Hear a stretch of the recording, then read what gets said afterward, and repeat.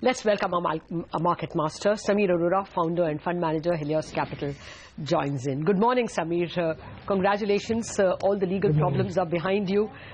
Does this change the extent or volume or nature of your participation in the market here on? No. That was over a long time ago. Okay. This was just more of a final victory. Fair enough. Okay, let's get to the markets itself. You have been arguing that you wouldn't call this a rally. The markets are simply coming back to the levels they were 5 years ago. That point is taken. But what's looking like in terms of the move ahead for the markets? Do you think there is a lot of juice left? Before I start, let me first address your headline writer. Just to tell him separately that I'm very bullish, maximum bullish, super bullish.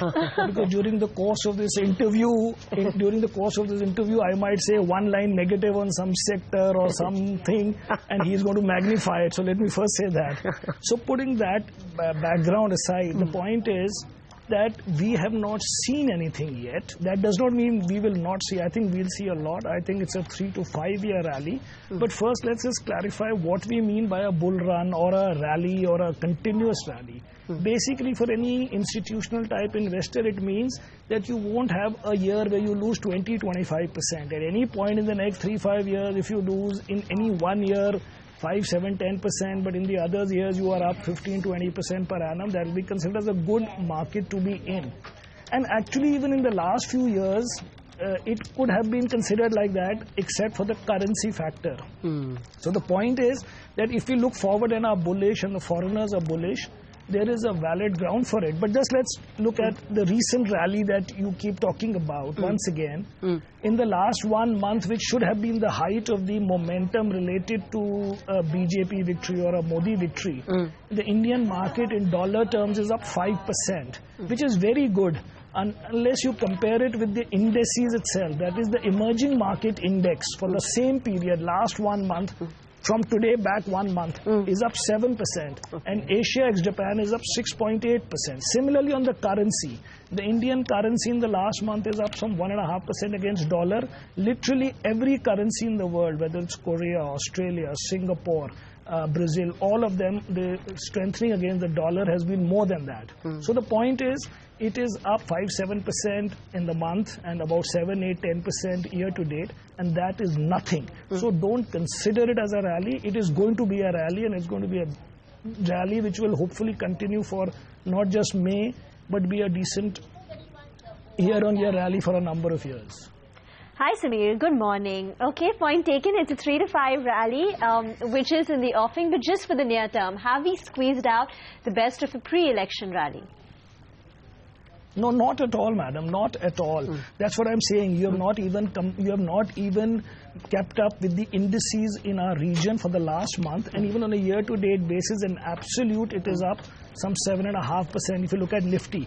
Now, your point can be, but these 5 stocks have gone up 100%. But that is true at any point in time. For example, we don't say that because TCS was up, whatever, some 200-300% in the last 5 years, that India had a rally. It was considered as a TCS rally. In the same way, in the last 3 months, just because some beaten up stocks have gone up, it makes no difference.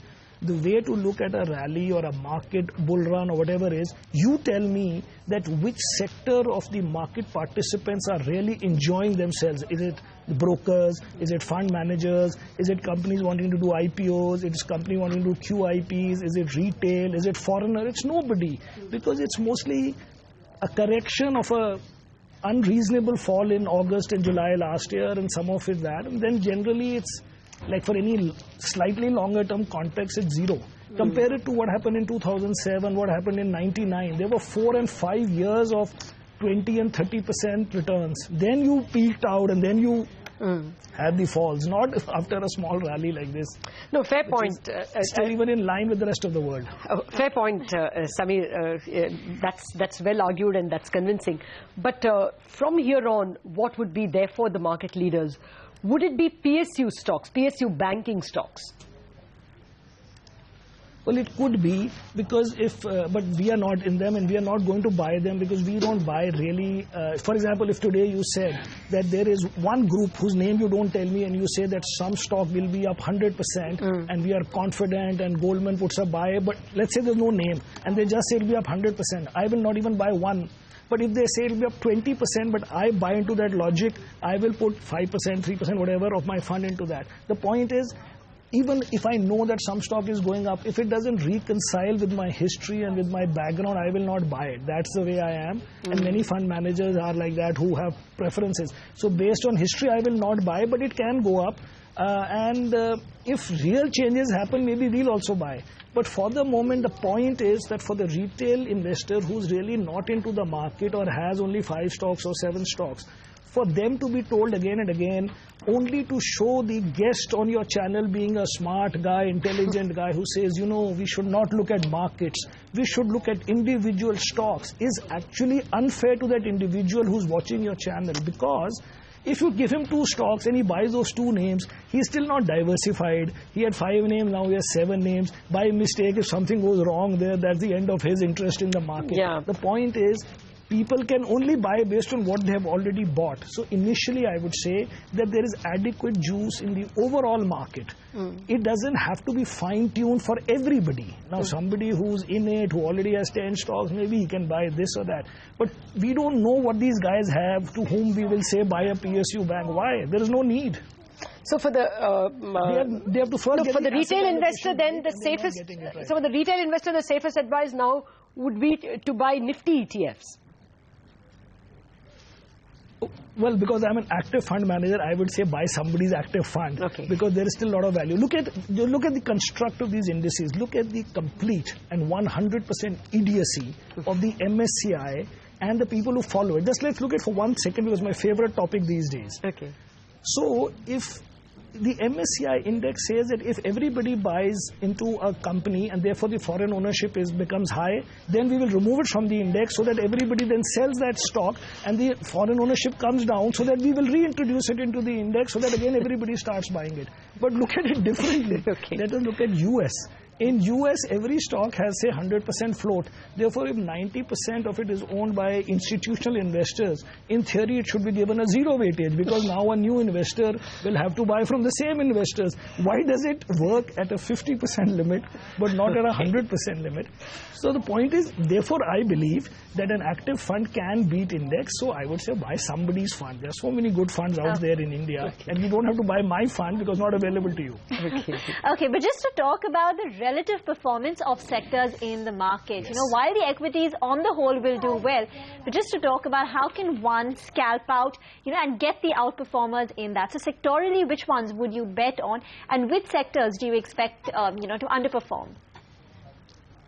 See, there are 2 kinds of thesis that we have. One is a high confidence in reasonable return kind of stocks, which means these stocks will not give you the highest return if there's a bull run, which will mostly be, I guess, economically sensitive stocks that were beaten up. But those stocks today would look very difficult to buy on a bottom-up basis, because they will have high debt, they will be on hopes, and then people will turn around, including the person who buys it, that, you know, it is a longer term thing, because real life will not change in 6 months, 3 months for any company. But they will have a run, because that is how it works, that somebody who's hurt the most on any hope, on any sign of revival will benefit the most. And the other one is reasonable confidence but high return. So the problem is that if you talk of any one sector, or for a new person coming into the market, it is very difficult to say which one. So even we have both. Even though on the margin we have stopped shorting economically sensitive stocks, it's been difficult for us, other than to buy 1 or 2 more NBFC type stocks which we somehow connect to the economy, because he's funding second-hand trucks or second-hand something. We say, okay, he's economically sensitive. But we also don't have the courage to go all out to buy the stocks which even we may believe that when there's a bull run, which I strongly believe. But because we are not top-down investors, we can't reconcile to buying them, and therefore we have not bought enough of those. and therefore I can't recommend to you, although they may do well. Okay. My main point is, just because a stock is expected to give the highest possible return does not mean that it has to be the number one stock in your portfolio. It has to be a mix of conviction and the possibility of return, not just the possibility of return. Okay, so let's speak about specific stocks that you think show maximum promise in the next 3 to 5 years, or maximum reasonable return. The high confidence in reasonable return is the old group. That is the same old private sector banks and the tech or something which is sort of charts its own course, more or less, independent of every day some economic activity or some government approval or some government action. The other side is either a mid-cap stock where you have discovered it but there's not 100% probability of how it works, or something which needs an event which that event is not so obvious. Otherwise it would become a high conviction, high return, but either needs a government policy or needs some things in place. So it's a mix for everybody, and therefore I feel that anybody coming and saying it's bottom up, of course it's bottom up. But an investor, you give him one name and it goes wrong, it spoils his interest in the market, and it spoils anybody's appreciation of how this market is supposed to work. My big picture theme is that you guys are too bearish. A 5% rally, you get excited, and 0.5% in a day you feel is good. You haven't seen anything yet. Let May come. Okay, so how would you quantify super bullish then? Actually, right now I am not super bullish of the kind which we saw in 99 and 2007, where the market was up 50 to 60 to 80% in a year. I think that will happen in the next 3-4 years. Mostly that will happen maybe next year, that is 15-16. Right now I would consider super bullish, which is what I expect to happen, that the market up to May end or up to May 16th or 18th goes up more than 10 to 15%. Okay. Samir, sometime maybe years ago you said that a fund manager makes money in a year in practically 30 days of trading. So those are the big days you are expecting in May? I think that May will be big. As I said, 10-15% is considered big in a month. Yes. But it's not still anything which should, after that, also feel that people should feel that it is missed. Because if you look at the 96 to 99 or 97 to 99, or you look at 3, 4, 5, 6, these things won't work for 1 year or 1 month. Then they go on. It's just that please remember that the last 3 years have been extraordinarily bad for anybody doing an India fund, so much that you have to question whether you should be in this business or not, because of constant news about corruption and scams and frauds and weak currency. Just the absence of some of this for a few months would be enough for the world to go out and raise lots more money for India. No, that's a fair point. But still, I mean, I understand your, wariness to speak about individual stocks, lest the retail investor be scared away by an occasional accident. But really, let's talk about some specific stocks. For instance, the Adani Group. Would you bet on those kinds of stocks? Or, sectorally speaking, There's not those kind. By the way, let's talk about Adani because we own it. Yeah. Please don't call it those kind. Right. Adani Ports is an outstanding company with outstanding infrastructure, and I'm proud to own it, and we bought more in futures also last week. Okay. I think we've held it forever. But let's look at it in big picture. Its price used to be about 160 about a year ago. And last week on Wednesday or Thursday when we bought more, it was some 185. So what happened? Nothing happened to it. It's just that in between it went down. So it's not those kind. We like Adani Ports. We have it. It's a big position for us. Okay. Any of the auto ancillary stocks, Amtex, Motherson Sumi, that variety? We don't have. We have, but we have the old ones, Bosch types, and one more we have, and Eicher. We have Bharat Forge, if you call it half auto or whatever.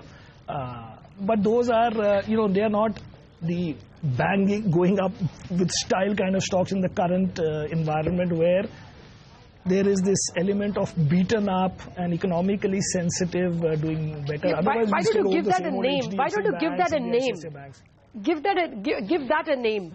The bashed up ones that will go up in style. I mean, the likely ones, of course. Well, I don't want to call them bad because I own them.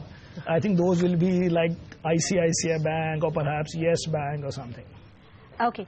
High beta, but otherwise reasonable valuation, but always people say, should we not? In this environment where people would give up some of their doubts, Okay. and they will basically look for high beta, but not look for some IVRCL or Nagarjuna type of high beta, but sort of in the slightly better end. Okay. Samir, can a political scenario, say an NDA, does not get a best case scenario of say 260, 265 seats, as a couple of the polls are suggesting, and say perhaps it gets anywhere between 220 to 240. That's the NDA. Do you think such a scenario can spoil the big rally that you're expecting, say, just in the month of May or in the near term? But that's a good question. Actually, the thing is, that's how we have looked at it, that where will we lose money? Forget if we don't make, how does it matter? It doesn't matter to us, suppose it goes up 2% or goes down 2%. So the question will be, if we lose substantially so that you have to revisit the whole thesis. I think that will only happen if they are below, say, 200. At 200, the market may even correct for 5%, but how does it matter? That, I think, over time, in plus minus 2 months, you can recover. A substantial loss and a complete change of thesis would happen if right now, based on expectation, that Mr. Modi cannot even form the government or he's not the PM. That is why we are saying that scenario looks very low probability. It's possible that at 200, 210, 220, the market doesn't go up or even falls 3-4%. How does it matter? That is not something for which any equity investor can, if he can't even take a 4-5% loss, which also over time I think will be recovered.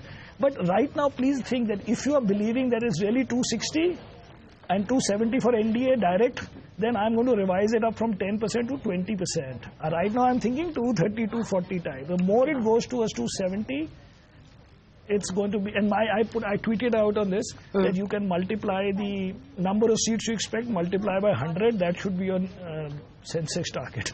Okay, that's a useful index, that's a useful number to go with, or a formula to go with. Thank you, Samir Arora, for sparing time for us. We'll, of course, touch base with you when we get closer to that, the big event.